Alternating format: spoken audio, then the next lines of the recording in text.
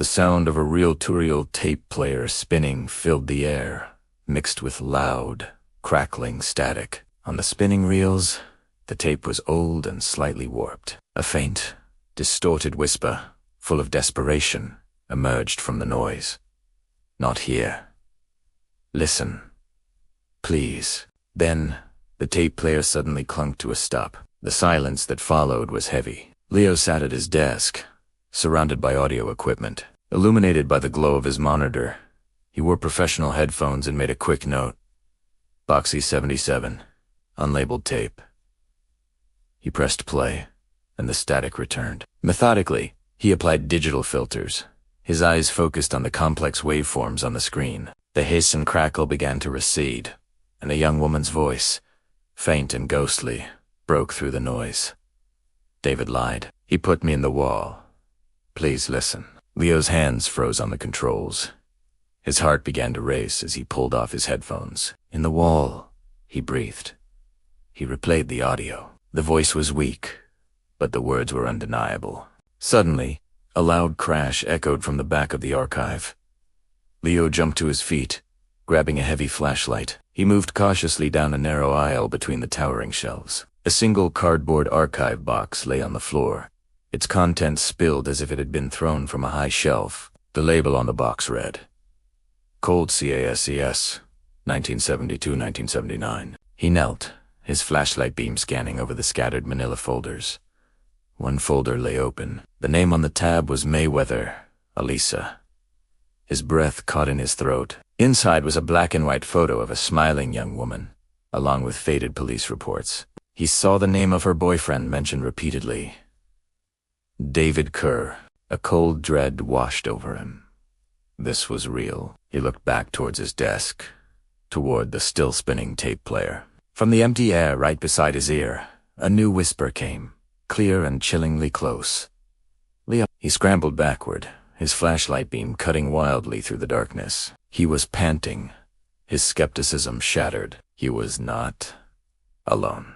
Looking from the file in his hands to the vast, silent archives around him, his fear was met by a new, hardening resolve. "Okay, Elisa," he whispered to the empty room. "Where? Show me where."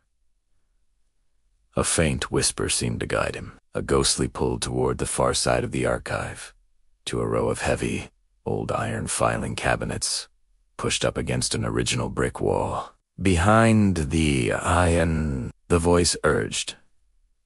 Leo approached the cabinets. He put his shoulder into one and pushed with all his might. The cabinet groaned, its feet screeching across the concrete floor. When he had moved it aside, he shone his light on the exposed brick wall. It was old, covered in dust and cobwebs. He ran his hand over the surface, feeling for anything unusual. His fingers stopped on a single brick near the floor. It was loose. His heart pounded. Using his keys, he pried the brick out. It came free, revealing a dark, hollow space within the wall. Reaching a trembling hand inside, his fingers closed around something small and cold. He pulled it out. It was a silver, heart-shaped locket, tarnished with age. The moment he touched it, the lights in the archive exploded in a shower of sparks, plunging him into absolute darkness. The tape player across the room turned on by itself, the volume blasting a deafening shriek of static. Emergency lights flickered to life, their strobing flashes revealing a tall shadow detaching itself from the far wall. It was a void in the shape of a man, radiating pure malevolence. A deep, cruel voice snarled from the tape player's speakers. "You should never have listened." The shadow rushed toward him. Just as Leo cried out, the locket in his hand began to glow with a soft, protective light. The spectral form of Elisa materialized between him and the shadow. She looked peaceful, but resolute. "It's over, David," she whispered. She raised a hand, and the brilliant light from the locket flared, engulfing the shadow. The figure dissolved with a final, echoing howl of rage, and the static from the tape player died. The emergency lights stopped strobing, returning the room to a silent dark. Eliza's spirit turned to Leo, giving him a look of profound gratitude before she, too, faded away. Later, the scene was a blur of flashing police lights against the archive's high windows. Crime scene technicians carefully photographed the cavity in the wall. Leo stood to the side, a blanket draped over his shoulders, watching them work. He looked at the tape player one last time before he left. Some voices, he realized, refused to be silenced. They wait, echoing in the static, for someone to have the courage to listen.